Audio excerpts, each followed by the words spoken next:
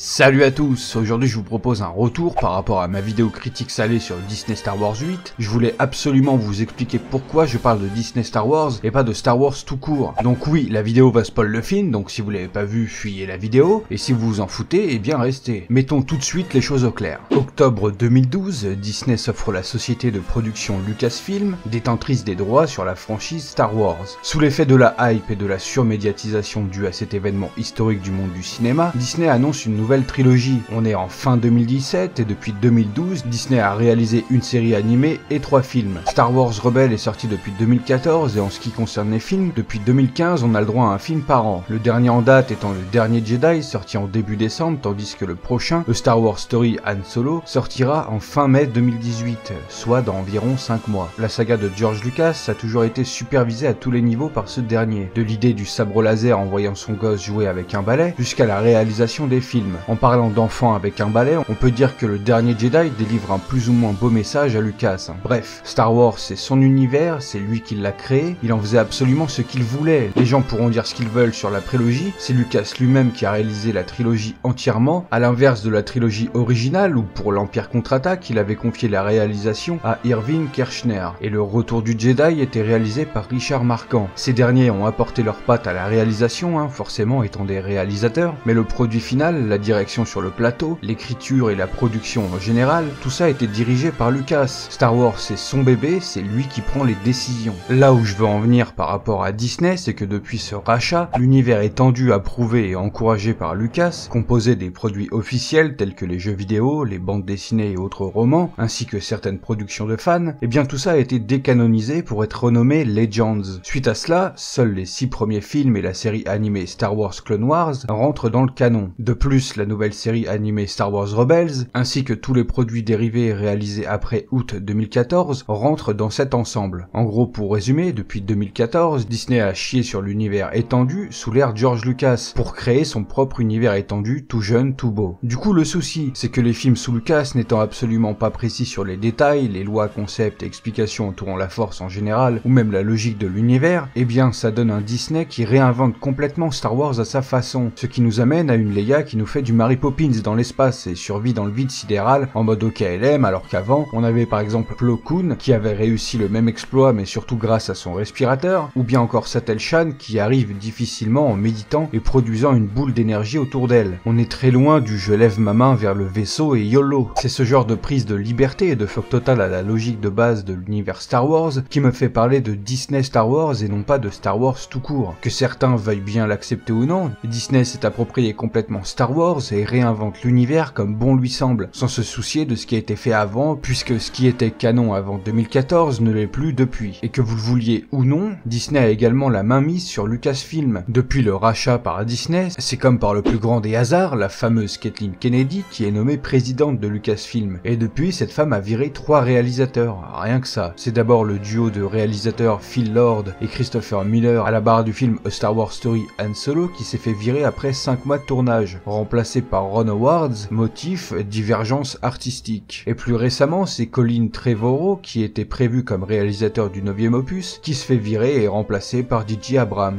Cette fois-ci, le motif, en plus de l'échec critique et commercial de son film Le Livre d'Henry, Lucasfilm parle de différents artistiques, tandis que le magazine Hollywood Reporter évoque des problèmes de scénario irréconciliables. À la base, George Lucas vend sa société à Disney en disant vouloir passer le flambeau à une nouvelle génération de réalisateurs. Il précisera ensuite « J'ai toujours cru que la guerre des étoiles me survivrait et je pense qu'il est important de mettre la transition en place de mon vivant. » Disney étant une entreprise qui n'est pas prête de connaître la faillite à moins d'une fin du monde, c'est sur ces belles paroles que George Lucas assure un avenir sûr et certain pour son bébé Star Wars. Mais à quel prix? Le 14 décembre 2015, George Lucas et son épouse Melody Hobson se rendent à l'avant-première de Star Wars 7, Le Réveil de la Force. Suite à cela, Kathleen Kennedy confiera au journal Le Figaro. George, qui a souhaité se mettre en retrait depuis le rachat de Lucasfilm par Disney, a vu le film. J'étais avec lui dans la salle, je peux vous assurer qu'il est ressorti enthousiaste de la projection. Il a vraiment aimé ce nouveau film. Tandis que de son côté, interrogé par le Kennedy Center Honors, Lucas déclarera en revenant sur la vente de Star Wars qu'il a du mal à vivre cette rupture. En voulant être subtil, il compare ses films à ses enfants pour ensuite dire « Je les ai créés, je me suis très intimement investi dedans et je les ai vendus aux esclavagistes blancs qui les prennent et en font X Il se rattrape aussitôt, prenant conscience que ses propos risquent de faire beaucoup de bruit, il ne va pas plus loin. Puis il dira « Ils ont voulu faire un film rétro, je n'aime pas ça, j'ai travaillé dur pour rendre mes films complètement différents, avec des planètes différentes, des vaisseaux différents, faire du neuf quoi. » Et comme par hasard, le jour suivant, Lucas publie un communiqué pour s'excuser d'avoir dérapé et utiliser une analogie très déplacée. Il ajoutera qu'il est très excité que Disney possède les droits, car dit-il, le studio fait un incroyable travail pour préserver et étendre la licence.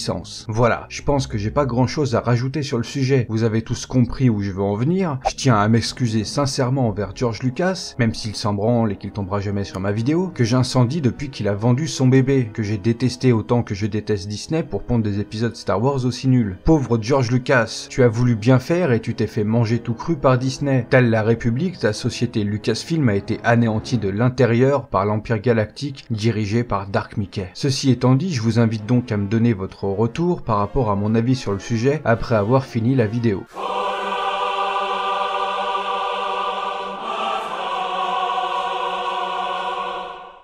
Avant de rentrer dans le vif du sujet, il faut d'abord que vous preniez bien en compte que la nouvelle trilogie de Disney s'écrit film par film, que les réalisateurs J.J. Abrams et Rian Johnson se sont littéralement passé la balle en fait, que les deux ont écrit respectivement leurs films sans jamais en parler entre eux pour faire une trilogie qui s'emboîte parfaitement, bien que producteur délégué, J.J. Abrams n'a jamais été mis au courant de la tournure du dernier Jedi. Je pense que c'est en partie à cause de cela qu'on a le droit à une suite qui détruit absolument tout ce qu'a fait le film précédent. C'est tellement dégueulasse que j'ai un putain de mal à comprendre ceux qui justement aiment ce parti pris à la con. Autre petit détail concernant Rian Johnson, c'est un grand fan d'Harry Potter. Une remarque faite par un des cousins font leur cinéma, je crois. Et putain, quand je repense à l'intrigue de Finn et Rose dans la ville casino, je me dis mais ouais, c'est carrément ça se voit tellement quoi. Enfin bref, je m'égare mais je me stoppe parce que sinon je prends une vidéo encore plus longue que la critique salée. Alors déjà ce qu'il faut savoir, c'est que Mark Hamill n'aime pas, mais alors pas du tout la tournure de son personnage dans cette nouvelle trilogie, que ce soit dans le 7 comme dans le 8, je vais vous passer des images de Mark Hamill durant des interviews et avant-premières des deux films. If you think you're going to go into the movie and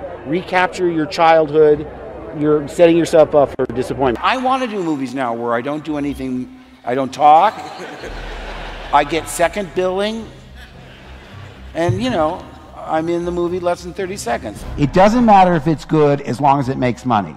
So because The Force Awakens made a lot of money, I can't be, it's not ergo, it's good. Who is this guy? How did the most optimistic, hopeful character in the galaxy turn into this hermit who says it's time for the Jedi to end? I read that and I said, what? I mean, that's not what a Jedi does.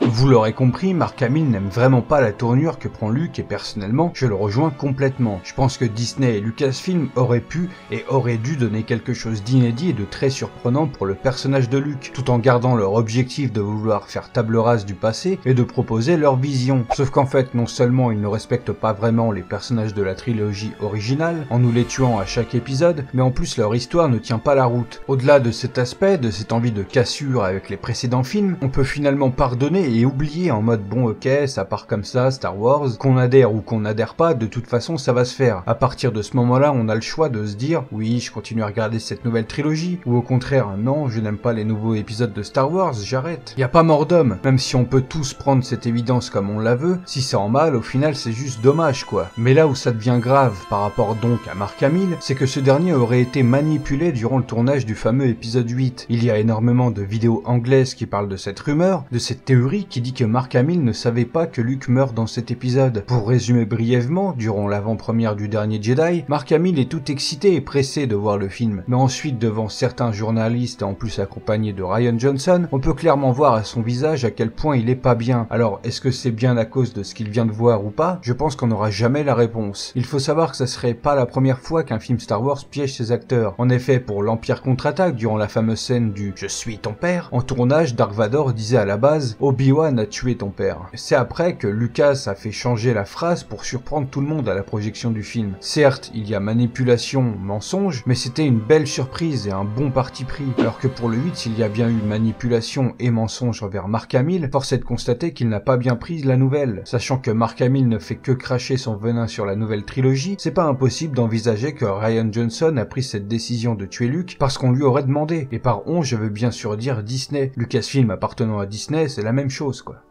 Personnellement, je dois avouer que ça m'étonnerait pas du tout. J'aimerais bien avoir votre avis sur cette histoire. Est-ce que vous pensez qu'Internet va beaucoup trop loin ou est-ce que vous pensez comme moi que c'est largement possible? J'insiste bien sur le possible. Je n'affirme absolument rien, je vous donne juste l'info. À vous de vous faire votre propre avis. Je tiens à préciser que je reviendrai plus sur le sujet en vidéo. J'ai donné mon avis, mon point de vue. Maintenant, je vais me concentrer sur de nouveaux Tron-Off et sur un hors-série 100% spoiler sur la saison 3 de Mr. Robot. J'espère que la vidéo va créer de beaux débats dans les commentaires, dans un minimum de respect bien évidemment. Même si ça peut paraître compliqué à envisager, essayez au moins. Si vous avez trouvé la vidéo intéressante, dites-le en commentaire, que vous soyez d'accord ou pas avec mes propos. Partagez et likez ou dislikez. Sur ce, moi je vous dis à bientôt pour une prochaine vidéo.